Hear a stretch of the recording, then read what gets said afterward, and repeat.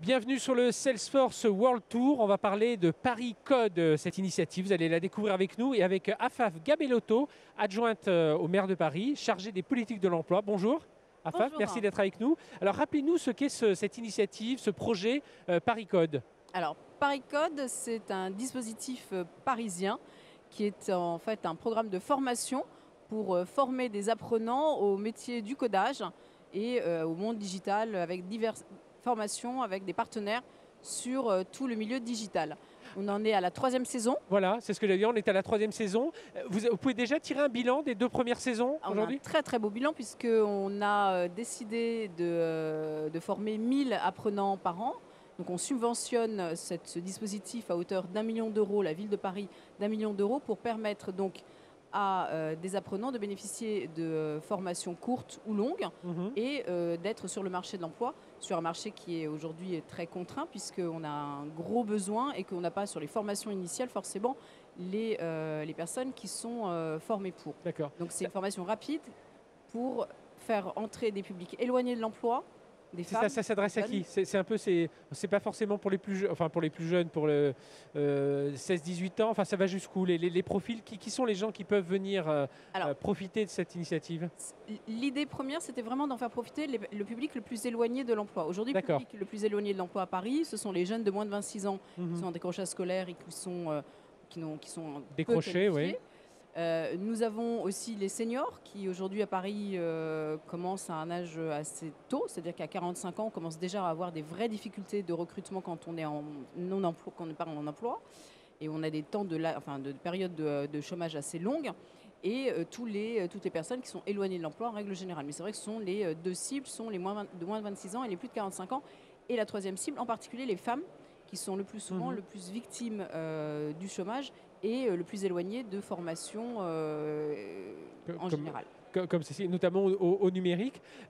Aujourd'hui, qu'est-ce que vous attendez de positif de cette saison 3 aujourd'hui? Donc vous avez donné bilan positif de la saison 1 et 2, mais qu'est-ce qu'il peut y avoir de plus dans cette saison 3 qui va pouvoir vous satisfaire? Alors, dans cette saison 3, qu'on est encore plus d'apprenants, puisqu'on est déjà aujourd'hui à un bilan de 2034 apprenants sur les 2 précédentes saisons, beaucoup plus de partenaires, beaucoup plus d'écoles labellisées, de partenaires labellisés Paris Code pour nous permettre d'avoir des vrais partenariats et donc de pouvoir avoir des formateurs, mais également des apprenants qui trouvent très rapidement, à l'issue de ces formations, un emploi, qui n'est pas ce délai d'attente entre la formation et la mise en emploi. Et on a de très très bons taux de retour qui sont à plus de 80%, puisqu'on a soit des personnes qui sont tout de suite recrutées derrière, soit des personnes qui continuent la formation pour pouvoir exceller et avoir une formation plus intéressante et plus importante. Alors, vous l'avez dit, Paris Code est associé à des partenaires.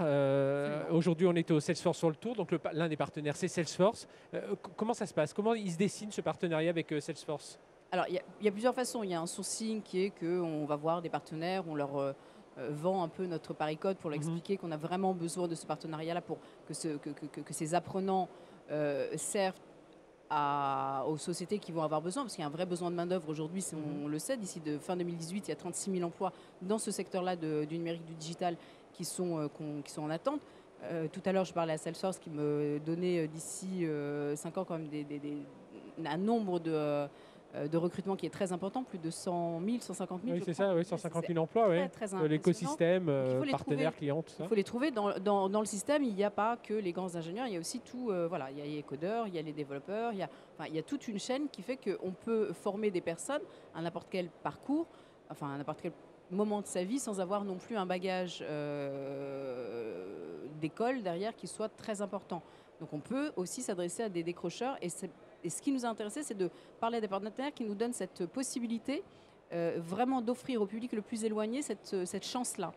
Et c'est vrai que ce partenariat avec Salesforce et cette logique, cette envie aussi de faire en sorte qu'il y ait cet enrichissement mutuel fait que nous travaillons avec des partenaires qui nous donnent cette possibilité de donner la chance aux plus éloignés, à ceux qui sont le plus éloignés de l'emploi, de trouver des formations et de trouver une voie pour s'en sortir.